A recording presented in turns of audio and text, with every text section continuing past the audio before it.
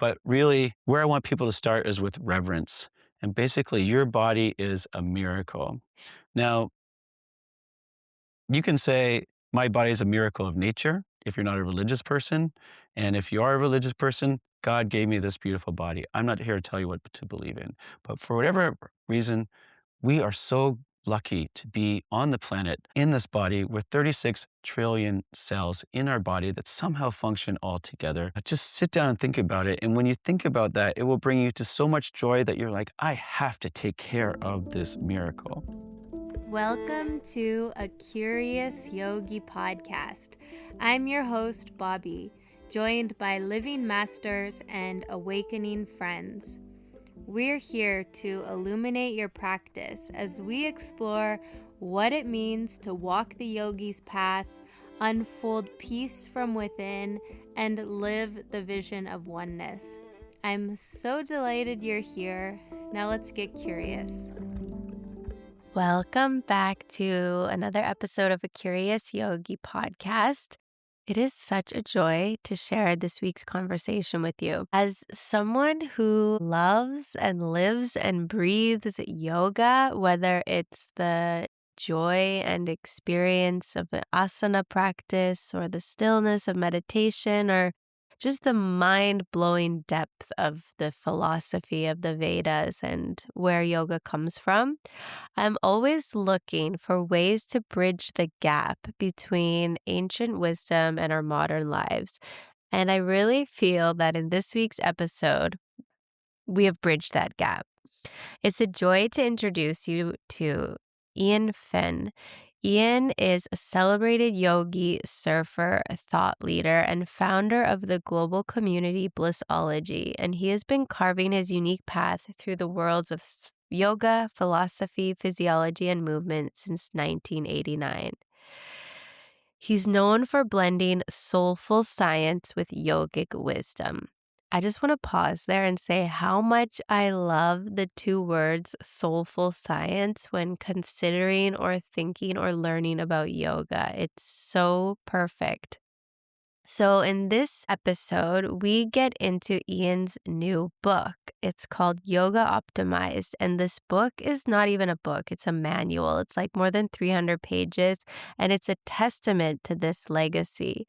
So we explore how to move beyond mechanical asana and discuss his philosophy and many of the ideas and themes from the book, which will help you experience yoga and movement in a new way.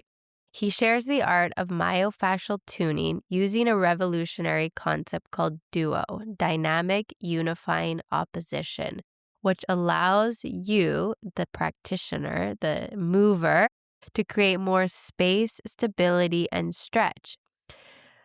I just want to pause here also and say that since reading this book and having this conversation, I have been applying this dynamic unifying opposition into my asana practice, and it works. It's amazing. So I'm so excited for you to hear it from Eoin's own words, where he just really breaks it down for us. And the book, I can highly recommend it. It's such a manual for any practitioner or student looking to more deeply understand the miracle of the body, the energy of the body, the yogic body, the moving, healthy, living body. It's amazing. I took so much away from this conversation. And I also love that Eoin highlighted the three pillars of Blissology, which are kindness, reverence, and wisdom. And he really approached this conversation embodying those three pillars. So I'm so thankful. And those three pillars, kindness, reverence, and wisdom, are pillars we can all live by. So I know you'll enjoy this lighthearted but deeply profound episode and just the fun in having this conversation. So enjoy, and we'll see you on the other side. All right. So welcome, Eoin, to a Curious Yogi podcast. Thank you for having me, Bobby. I'm very excited, and thank you for doing the great work you do in the world. Thank you. And as I was just mentioning before we started recording, I have been crushing through your book, which is not, it's like a life's work. I know it took you 10 years. He's got it here in the Yeah, video. 10 years to yeah. write. It's kind of hmm your magnus opus. Like, it's a real manual, this book. Yes. Yes. And we're going to get into it because I have so many questions that I want to ask you and like dive into because I think there's so much wisdom there for us. But in the acknowledgments, you quote your hero, Joseph Campbell, and he says this beautiful line from sacrifice comes bliss. And I'm Yes. wondering if we can start there. Sure. God, Joseph Campbell is, by the way, my biggest influence. And I find that many people in the younger generation don't pick up his work. So if you don't know Joseph Campbell, definitely look him up. He was very influential in my life just really quickly because when I first started university, he was on a television series called PBS. PBS, sorry, was the channel, and it was called Power of Myth. And it really influenced basically my study of yoga way back then. So he's an incredible influence in my life. So he talks about one of the segments in that PBS special is called From Sacrifice Comes Bliss. And it's really interesting that actually I have a tattoo that says Savage Bliss on my arm with a wolf. Cool. And I think about one of the best ways to think about this is life in general, like, is that so many ancient cultures realize that at a certain point in your life, it's about you, but then your life becomes about dedicating yourself to the next generation, right? So when you're younger, it's about you and what your goals are. And then once you become a parent, it's actually the process of fading and taking care of physically breaking down yourself, of becoming the older generation, but also leaving a legacy of caring for somebody. And that is so much of what life is really about, is that there's so much joy in parenting. It's a sacrifice, 100%, but there's so much bliss that comes from it. And once you see that in parenting, it's in childbirth. When I watch mothers giving birth, it's incredibly painful, and there's, I wouldn't say sacrificing their body, but there's a lot of pain that you have to go through, but through that pain comes the most beautiful experience on the other side.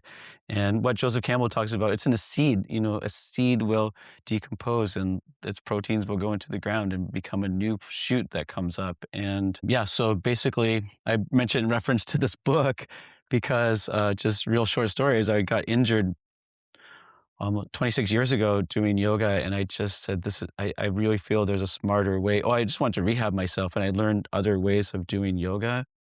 And I realized that there was a lot of gaps in how we could be doing things better with the physical asana practice. I basically, when I say sacrifice, I don't know, for decades, literally decades of my life, I spent time just in my basement, moving my fingers around, studying, like just really dedicating my life to how can we innovate this physical asana yoga practice to reduce the risk of injury and increase the benefits. So I basically sacrificed a lot of my life, my time, really. I don't know if sacrifice is the right word. It's just the context. Like I joyfully did it, but on the other side, there's a bliss that comes to it because I get to help people make their bodies last and function longer, and to help them have more embodied physiological tools so they can find joy. Beautiful. And I think it's so amazing the way that you write the book and how you've developed your own language, even for how to literally optimize not only our asana practice, but all of our movement that we do in life. And I Hmm. just want to start with this like incredible theory, which as you were writing in the book and I'm reading it, I'm like, this makes so much sense, but I'd never heard it in this language before. Can you talk a little bit about this dynamic unifying opposition and using the myofascial tuning? Like a little bit about Sure. what that is? Yes. Basically, dynamic unifying opposition stands for, the acronym is DUO. And maybe I can do a 2-for-1 and explain from my knee injury how I actually start having insights into this. And maybe to preface it, one of the hard issues that I have in the book and presenting this work, which is I don't even use the term alignment anymore, but is that people think, oh, I've already studied yoga, I already know triangle pose. And I'm like, yeah, but there's actually a more optimal way of doing it if your goal is maximum joint health. So I stretch in the places where you want it, and stability as well. Short story is I got a knee injury doing Ashtanga yoga. I got an adjustment from Patabi Joyce. Again, one of my points about this, I want to be clear, is I'm not blaming him. I never use the language he injured me. I was an uneducated yoga student. and I willingly participated in an adjustment that had a profound effect on my knee. I couldn't walk for about 4 or 5 months. I didn't even know if I'd be able to walk, let alone do yoga. But I don't know if you get my point here, but just to be clear on this, what I realized is that yoga students need to be educated, not just the teachers, because yoga teachers, frankly, can't see you and they don't know your body history. And so basically, we think yoga is a spiritual pursuit. I actually wrote a whole book on the Yoga Sutras. It's still sitting on Google Docs because I realized that, um, like, what I'm answering here, I know it's not exactly your question, but just to get at this, is I realized that if you actually study how to do the physical asana practice well, there is a spiritual side of that because if you don't study it well, you're actually violating the first yama, which is ahimsa. You're actually um,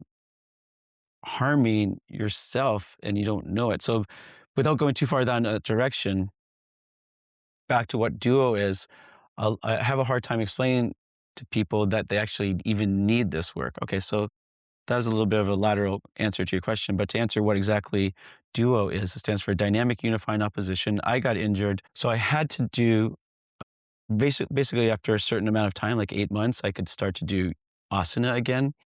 And then there was a point where I'm like, okay, I can start to do poses that are like pigeon poses that put a lot of stress on my knee. My damage was done to my lateral collateral ligament.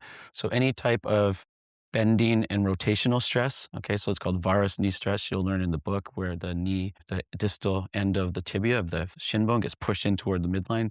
That killed that ligament. So I just had to really stabilize my knee. There's pictures of it in the book. And I put a strap around my knee so it would not move and it stayed stable. And then I would anchor my shin bone down. Let's say I'm doing pigeon pose, right foot forward. I know most people are listening to this on audio, but just imagine doing pigeon pose with your right foot forward. And what I could not do was bring my chest to the floor. And what I realized is that in the intention of bringing my chest to the floor, I was actually taking the stretch away from my glute maximus muscle and my piriformis muscle, the muscles I was trying to stretch. Basically, the because as I brought my chest to the floor, I know it's a little bit hard to see if you're just listening, or hard to understand if you're just listening, but the attachment closest to my sacrum was moving closer to the attachment on my thigh. Okay, I'll say that slow for people listening to understand. Basically, I wasn't pulling in two different directions on that to get the most stretch. So instead of bringing my chest to the floor, the other thing about that is it put a lot of pressure on my knee, so I couldn't do it. So instead, I kept my torso vertical. And instead of bringing my chest to the floor, I took my hands out in front of me and I pushed my hip back about, when I say in inches, like literally 5 inches, so like 15 centimeters. I would push back fairly far. And by doing that, my hips didn't sink as low to the floor, my chest didn't sink as low to the floor, but I got way more stretch. And I realized that muscles have what we call distal and proximal ends, and most people are letting the distal ends move towards the proximal. They're basically, to get a stretch, the fastest way I can say it is instead of pulling a rope to create a tug of war, they're pushing a rope and taking the tension away. And as a trade off, they get what I call endpoint yoga. They're bringing the chest closer to the floor, but they're getting less stretch. So to put a bow on all this, when you anchor the distal, I hope people know that means farthest away from the center of the body, and pull the proximal back, the way you would stretch a slingshot to create tension on the elastic, that's duo. What most people do, if we just keep using the slingshot analogy, is letting the part where you would hold the leather part where the rock would be, they're actually allowing that to move closer uh, Mm.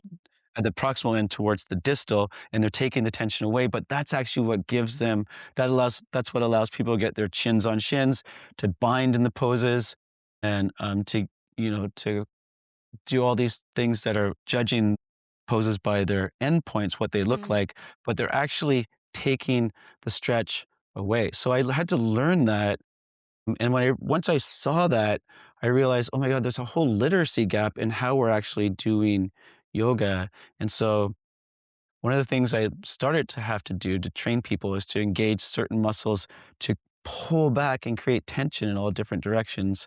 So now I'm just going to summarize. That's a little bit about how I discovered duo, but what duo is, it's actually a line of force between point A and point B. So if I'm doing pigeon pose, it's going to be between my right knee and my right sit bone. And what I need to do is to pull those in opposition. When I create that vector of force, it creates more. There's three S's: stretch, stability, and space. Space means less compression in my joints. My hip joints weren't so compressed. My spine wasn't so compressed. I got more stretch in my hip exactly where I wanted it. And I was way more stable. There's a whole feeling to it. So basically, the tagline for the book is yoga is a feeling, not just a shape. And so many people are interested in making shapes that they miss the feeling they're looking for. And the feeling is that stretch precisely where you want it, and the stability and the spaciousness in your joints and in the breath. And duo is how we create that. Mm, beautiful. So I'm kind of thinking to me how when we look at like the different types of bodies, what you talk about in the book, and you Hmm. see people that are quite flexible or even hypermobile, and there's this kind of sense of sort of hanging in the joints. Would this be the sort of counter to hanging in the joints, like because you're creating space and with that dynamic tension rather than hanging in a stretch?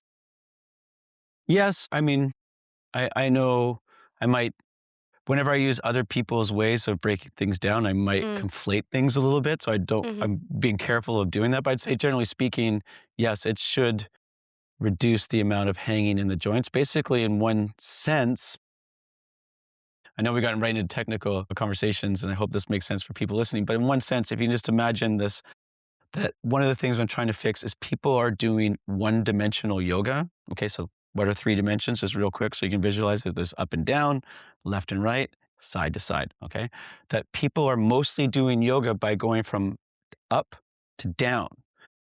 Let's say you're doing Paschimottanasana, where you just fold over. They're just dropping their head. Let's say that you are. What was your example of hanging in the joints? What pose were you thinking about? I was Did you actually have one in thinking mind? of malasana, like yogi squat. Malasana, yeah. Okay, Malasana. Yeah, so Malasana, if you're just squatting down, again, if you can't imagine that, you're just squatting like you're waiting, like waiting at a bus stop in Bangkok or something. They squat a lot, those people, or how they drink chai in a lot of places in India, or go to the bathroom. So, yeah, if you just passively, um,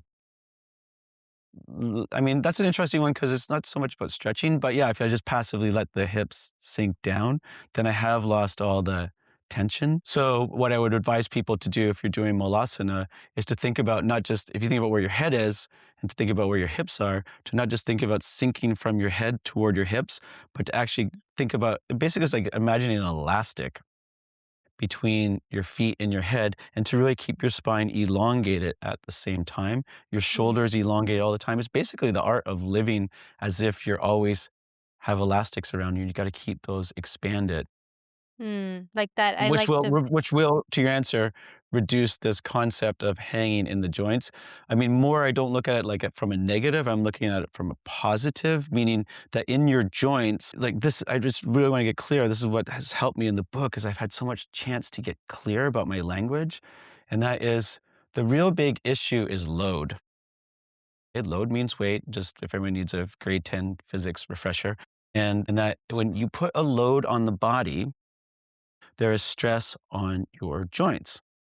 And if you don't use duo by pulling things one way, then what happens is, sorry, I should finish that sentence, by pulling things one way and pressing out another way, okay?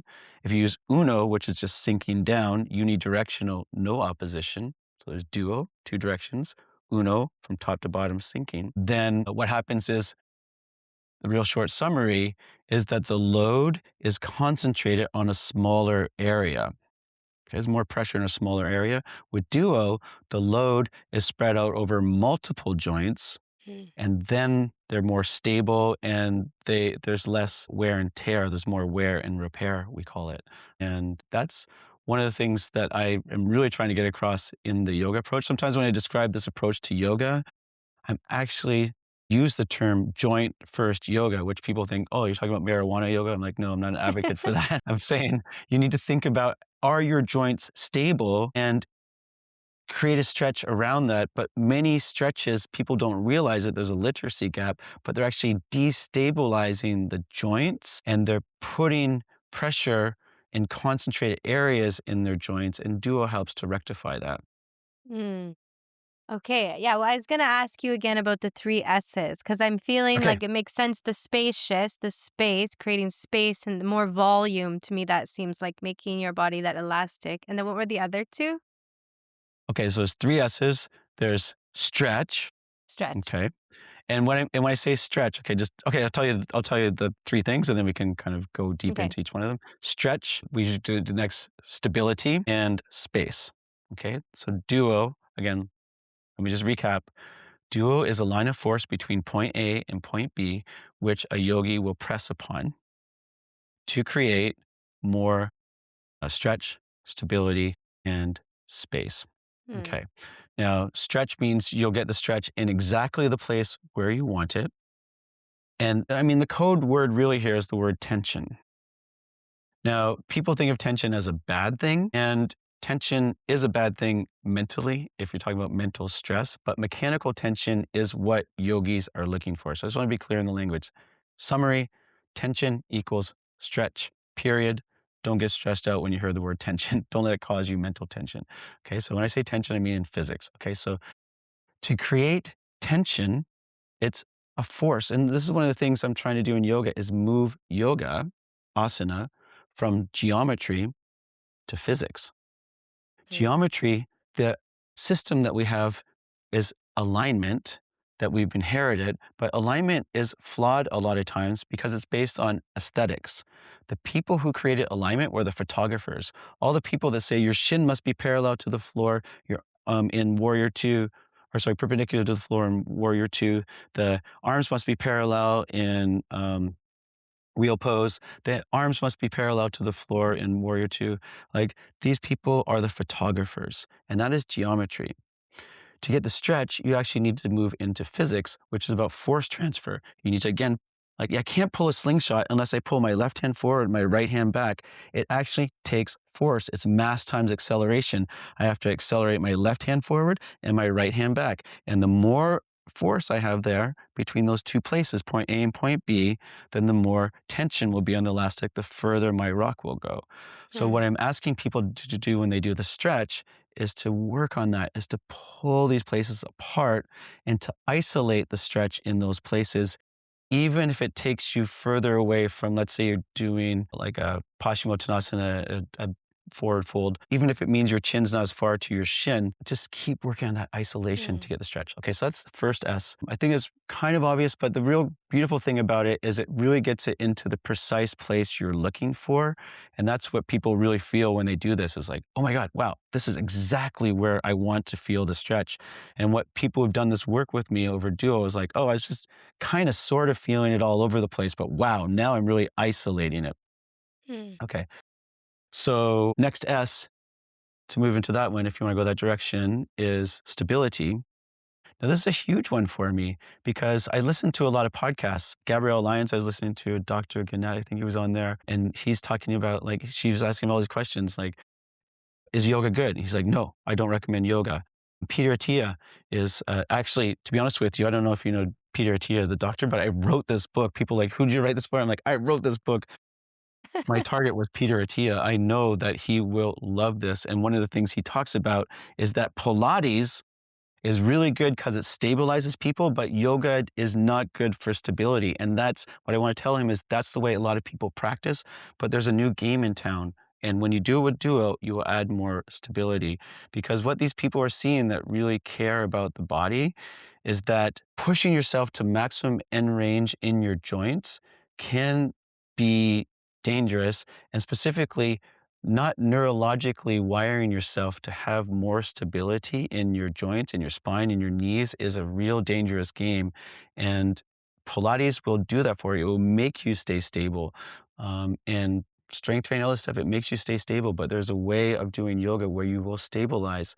And just, it's obviously a long conversation, but let people find the work and do it, but just to just kind of keep it at a sample platter level here is that when you pull to create more stretch, as a byproduct, you'll actually make yourself more stable because the tension that you create in the muscles will keep you suspended. I'll just plant a flag on a term. Maybe we can come back to it, but I won't talk about it now. There's a term from a teacher of mine I learned, Tom Myers, way back in 2001 called tensegrity. You will have more tensegrity. The tension on the muscles will keep the intense integrity of the structure. Again, we can talk about that later, but if people are interested, look up tensegrity, Tom Myers, and you'll get a better sense of what I'm talking about. So you get more stability is the next one. And the last one is space. And what I mean by space is that it's exactly, I can make this one really simple because I already talked about it. Basically, what space means is that in your joints, like, let's see, okay, I'm going to take my knuckles together. This is going to be, let's say, L4, L5. Okay, so people are watching, just imagine two knuckles, sorry, that are listening, just imagine two knuckles together. And then I'm going to start to turn one, and then I'm going to tilt it. So all the compression is going to go on my right and left knuckles, okay, as I turn.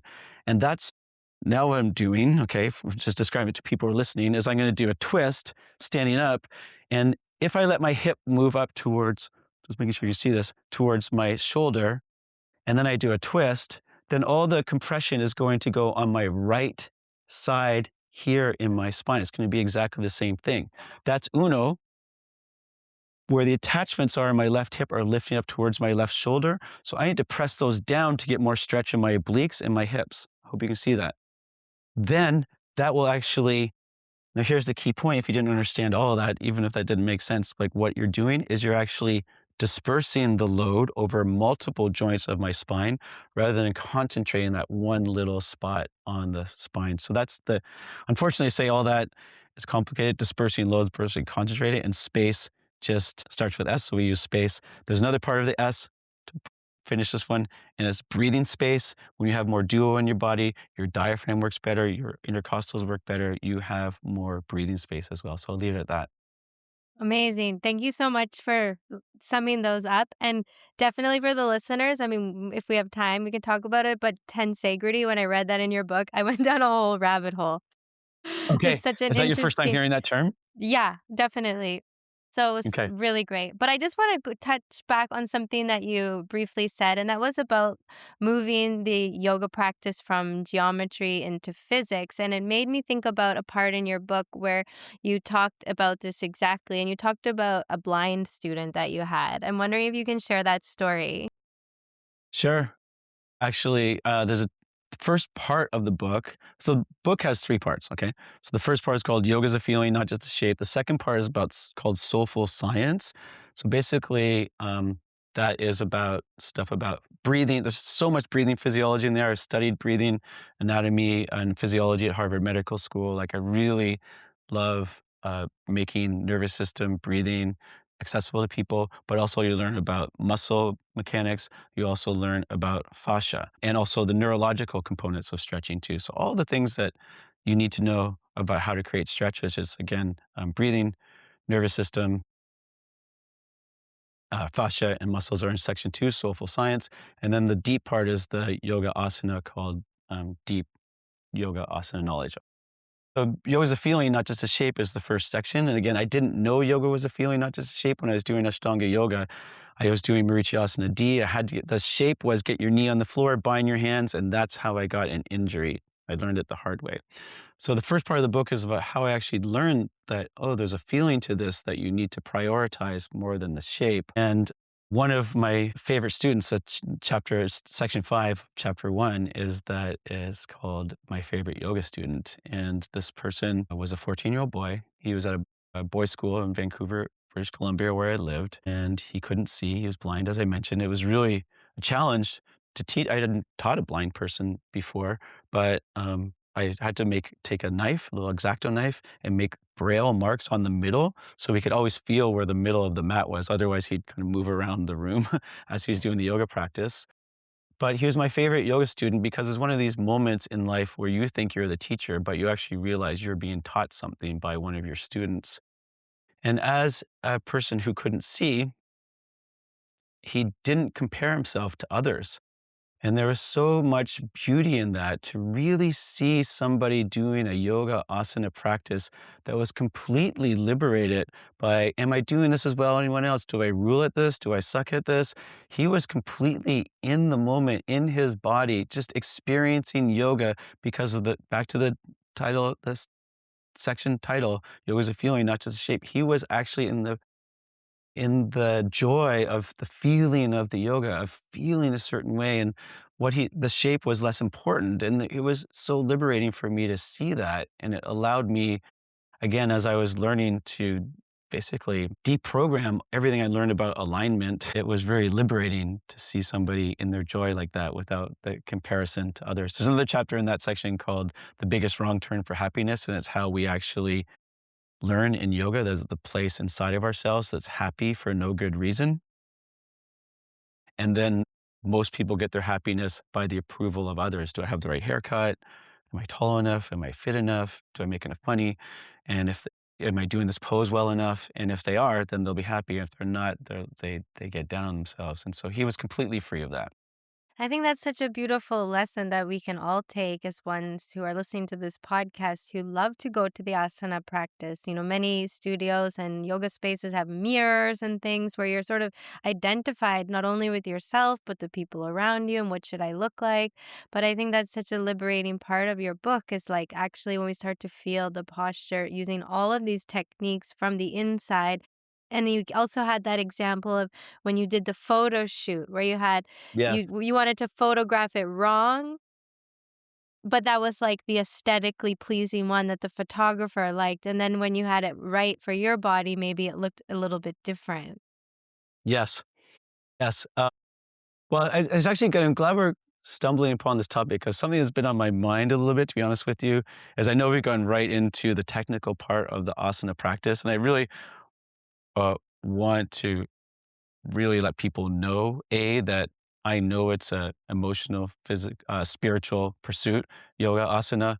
I'm not trying to reduce it to only the physics, but actually, there's no way of separating it. That how you practice is how you live. That there's a psychology behind how you practice, and you're changing that so much when you're doing it as well. Um, so, um, tell me, ask me a question one more time.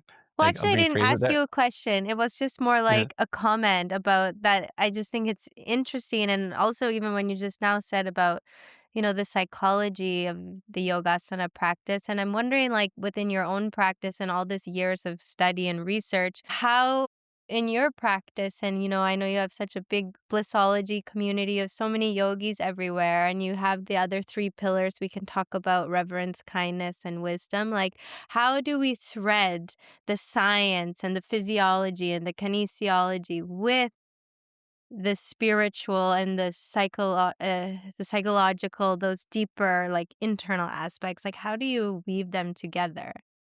Yeah. Well, I mean, sure. Let me phrase it in terms of the three pillars of the book because I think this is super important as well, because there is a lot of I think people are getting a sense of. By the way, I should mention that I just am releasing an online course that goes with this, so it's literally tied to the book. So you could say figure 3217. It will like start there and then bring it to life, so it's even easier to understand. Okay, but whether you're doing the course online or whether you're reading the book or both or learning from another teacher who's done this work, I really want to make clear that I'm not trying to make you a more intelligent yoga practitioner so you know more than everybody else. It's not like a better or worse thing. So I have the pillars. I put this in the very beginning of the book, right? And so you just mentioned those. So they're basically kindness, reverence, and wisdom. And so to start with reverence, that's where I want people to start from is that your yoga asana practice, yes, it's physical. One of the chapters is called is yoga physical or spiritual? And it's a really interesting question. And I don't think you can parse the two out. You can start thinking, like, there's so many people who thought, oh, I'm just going to go cure my hamstring or whatever. And they actually end up going, oh, yoga's so spiritual or vice versa. They really do fuse in the asana practice. And I won't dwell too much. I think people have felt that. But really, where I want people to start is with reverence. And basically, your body is a miracle. Now, you can say, my body is a miracle of nature. if you're not a religious person. And if you are a religious person, God gave me this beautiful body. I'm not here to tell you what to believe in. But for whatever reason, we are so lucky to be on the planet in this body with 36 trillion cells in our body that somehow function all together. Just sit down and think about it. And when you think about that, it will bring you to so much joy that you're like, I have to take care of this miracle. And so that moves you to the next pillar called kindness. So I want to treat myself with more kindness. And so that's the next pillar. And then when you look at the third pillar, which is wisdom, when you're educating yourself about how to do yoga asana in a way that truly makes your body last and function better with duo. And that's what I have found in my life and why I'm sharing it. I'm not out here to say any other yoga system is not good. I just really want to share what has helped me to feel incredible in my body and thousands of students, that you start to become inspired to educate yourself, but again, you want to become wiser, and wisdom is really knowledge filtered through love. We talk about sustainability. What is sustainable is what is wise. What I'm saying here is that there's one more layer to this, in that it's the way we practice is how we live. What people will find is that if you can have reverence, kindness, and wisdom toward your own self on the yoga mat, this is what the blissology symbol is all about, and tap into that place inside of you, this little circle in the middle on the mat, that's me, the next level, then you will bring that kindness and wisdom and reverence out into your personal relationships and the people in your family you're closest to your community, and out into nature. And that's really where I see the big intersection with yoga and living from our highest self and how we impact each other. So yoga of relationship, again, from ourself on the mat to our close circle of friends, to our wider circle, people we don't know, animals, and then out into nature. That's beautiful. I love that way of Mhm. thinking of it. And I love the symbol also, the blissology Yeah. symbol. And you break that down in the book as well, which is wonderful. You've read I, this in detail, huh? It's amazing, especially for the yeah. e-version. Yeah. So I'm excited to get the book version where you can Oh, I highlight should and send you one. pen and I have to make everything. sure you It's get a great. book version one. It really is beautiful in print. I'll make Beautiful. sure you get one because, especially if I know you're actually reading it. Wow, that's incredible. I love it. I'm trying to find the blissology symbol. Oh, yeah, here it is. Yeah. That's in case people can see it. It's basically a teardrop. Yeah. So the wisdom and reverence and kindness is here, and then you bring it out in your own self as the next level to your community and to nature is the last one. Yeah. Nice. And I love hearing your expression and the way that you speak. And you're obviously someone that speaks thoughtfully and you think of what you say. And it just also made me think about in the book, and you've also mentioned a couple times now about literacy, and you talk in the book about stillness literacy and movement literacy. Can you just Hmm. talk a little bit to us about how we can work to develop those stillness and movement literacy within our practice? Sure. Yeah, it was one of the working taglines I was working on in the book at one point is movement and stillness literacy. I do feel I actually I should tell you, one of my friends is Eric Schiffman. He wrote a book many years ago in the 90s called Moving into Stillness. And I always thought that was such a great uh, term. And in fact, I even credit him in that section. Like I just really, I wish I came up with that. but, but then I realized that, okay, if you're moving in stillness, there's actually, you can kind of sort of do anything, but when you really study how to do things, it really increases the depth with which you can move into stillness or how we can move. Um, so that's my goal for people is to help us to ba- basically let me just deal with one at a time with literacy. Yeah, there's a lot. Like this is the whole point is that how can I say it? Let me just tell you, like every page in the book took me 30 days to make on average. I did the math. Okay. Every single one of the 353 pages took me 30 days. So you can figure out how long it took. There's actually 200 pages I didn't put in there because there's just too fine brush stuff. But I'm just going to, for people who are just listening, I'm just going to do a little twist to the right with my spine. Okay. I'm just sitting in a chair. I twist to the right in my spine. I spent 1 month of my life breaking down what's involved in that, right? Where the forces go, what muscles you're using, what gets stretched, what gets engaged, what literally I've actually studied neuroscience as well. What neurons are firing in order to do this. Like there's a lot that's going on.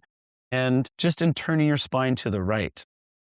And obviously you don't have to overthink things, but when you are doing this movement under load, especially in a yoga practice, if you're not educated about how to do it, again, the whole purpose of the book, really, in a simple terms, is going to be binary, is if you're not educated, then the risk of injury is going to go up and the benefits will go down. Conversely, the more education you have, especially about how duo works, then the more benefits you get as the risk goes down. And so that's why movement and stillness, or movement literacy matters.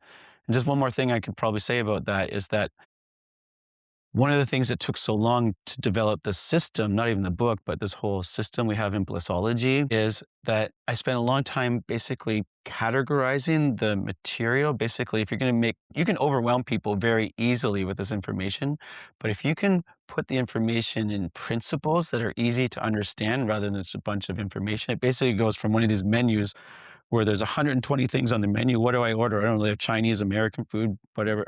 Well, I don't know what to order. It's overwhelming. And you're like, no, we just have combo A, combo B, combo C. It's just very soothing and zen on your mind.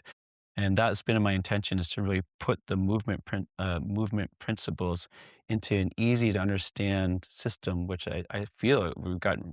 I'm really proud of that. It took a long time, a lot of tweaking formulas to get it there. So that's, I think, another part of teaching people about movement. The stillness part of it's really important too. And my original background at university was actually philosophy. And as I got deeper into the yoga practice, I started switching more to, well, anatomy first, but then I really got deep into physiology, like literally studied medical school, like how to put, like do heart surgery and stuff. I went deep down rabbit holes, but I'm never going to do that in my life. But I really wanted to understand pressures and basically what I've sat on planes before. Let me just say this.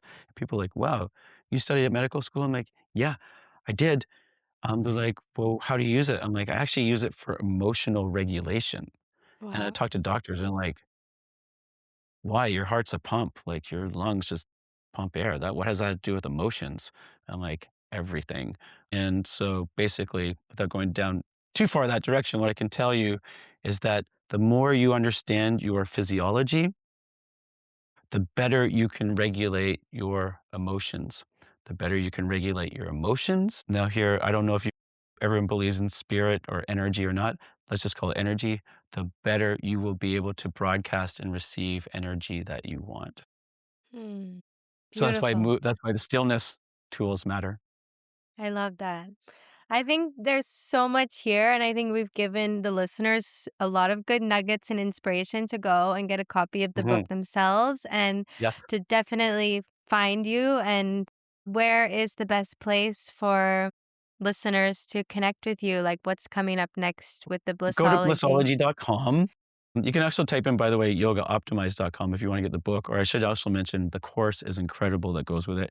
I should actually mention as well, just really quickly, that if you do go to either blissology.com/yoga optimized or yogaoptimized.com, they both go to the same place, that there's actually free videos there as well, like 60, 90-second YouTube shorts that will explain a lot of this information. And I really want to make, you know, not everybody has the money, or even if they want to just start and go, oh, is this a great place?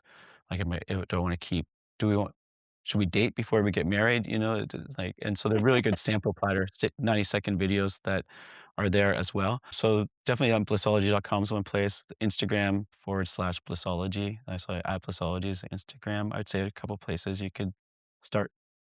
Great. And just to wrap up, I love to ask my guests three quick questions. So the first one to finish is, at this point in your life and your yoga practice, are you still curious about anything?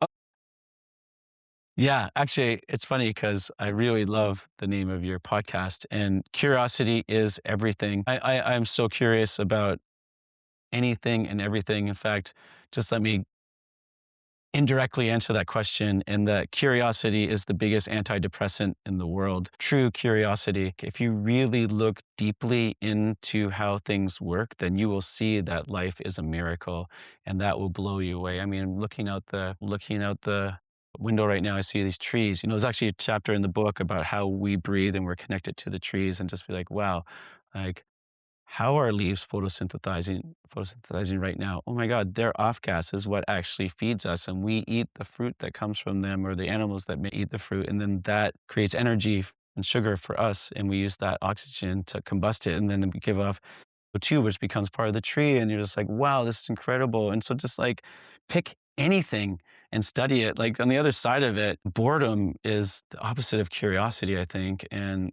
when people tell me they're bored or I'm just like, well, go learn something. And so staying curious is the key to happiness. I mean, it's blissology, and blissology and curiosity are inseparable couple. Beautiful. I love that. Thank you. And Yeah. something I really love in your book and the way that you write is you quote, you have so many quotes and like even your own quotes that are pulled out and many wonderful words of wisdom from other people. And that's my Yeah. next question I always ask the guests. Is there a great saying or a great quote that has stayed with you, either of your own or someone else's, just to share with the listeners? Yeah. Well, it might not be the most profound quote, but I just actually realized when we were talking and you made a comment about, oh, practicing yoga in the mirror when I was talking about the person who was blind. And I just realized, oh, I want to tell you something, but I didn't want to interrupt. And I just realized it was lodged on a sticky note in my mind. And it said, I mean, I do quote this a lot at the end of my yoga practice. And again, so many practices are in the mirror. And there's utility to sometimes practicing in the mirror. I'm not saying there's not, but if we're stuck on ourselves in the yoga practice like that, there's something you can think about. Is this going to seem like maybe a strange yoga quote, but it comes from Jimi Hendrix. It's a song he has, and he says, I used to live in a room full of mirrors, and all I could see was me. I take my spirit and I smash those mirrors, and now the whole world's there for me to see, right? And he does it to the guitar, it's really good. And I just feel like that's such a great, yoga is a feeling, not just a shape, quote to end with, yeah. I love that. And finally, just if you could sum up this conversation in one sentence. Inspirational, yeah. Nice. I agree. Inspirational, and, actually maybe something else of like, I think I have to tie gratitude in with it as well, because I will be honest with you, released the book, and then I spent all this time making the course, and the course is just coming out now. So on a scale of 1 to 10 for how well I'm doing marketing, this is 1 to 10, I would say I'm about point 0.2. So it's really nice to be able to share, uh, what lights me up and how I mean, it's just been an incredible, amount of time in my life. I mean, I'm 57, and I spent over half my life creating this work. And so to finally have a chance to share it with a larger audience is beautiful. I mean, I will do more marketing soon, but it's really nice to start that journey. I'm very grateful for you taking the time and sharing it with your audience. Yes, of course. I And know for everyone everybody's listening, gonna I love hope it. it lights them up. That they find these tools, because for me, one of the things I should mention is like, I feel so good. Like, I don't just mean in my yoga asana practice. I mean, at my age, at age 57, I feel so many people are like, oh, I can't do this, and then my back hurts and all this stuff. I'm like, knock on wood, I just feel great. Like, I feel, not even that, I feel like better than I did at age 27. And I just, one of the things I say all the time is, if you found the fountain of youth in the forest, would you just hide it and be like, oh, it's just for me? Or would you be like, "Get in here. You gotta get," because it doesn't, by you letting people get in there, it doesn't mean that you don't feel it either. Happiness is best when shared, so get the people in that fountain of youth. So it's really I really want to share these tools, because I think the yoga practice done with duo is incredible. Amazing. Well, the gratitude is received with love and offered right back to you. I am super thankful for you taking the time. I know you're super busy, and also just like congratulations on this amazing achievement. And thank you on behalf of all the wonderful people and yogis that are going to benefit from this work. And I'm super excited to share it with my community and just a lot of appreciation for you. I think I took my first yoga class with you back in Wanderlust in 2016 or 15 Oh, I even. didn't And know that. Okay, I yeah, didn't ask that part of it. Yeah. yeah. And so it just feels so wonderful to meet you and to celebrate this work and share your book. And I'm super thankful. So thank you so much, Ian. Oh my god, thank you, Bobby. Thank you for everyone out there. Double down on your yoga practice. It is the biggest gift that helps us. I think you've heard it both mentally, physically, and spiritually. It's such a beautiful blessing. And I just maybe on that note, want to just acknowledge past and future yogis, people who are just dedicated to treating their bodies and others with reverence, kindness, and wisdom. Yes, I love it. That's a good bow or mic drop or however we say it. Okay, thanks, Bobby. Thanks, everybody. Thanks for listening to this episode. If you enjoyed what you heard, please consider supporting the show at patreon.com/a curious yogi podcast. And please leave a review. It really helps the show reach more people. Let's stay curious, connected, and keep walking the path together. In total delight, this is Bobby signing off until next time.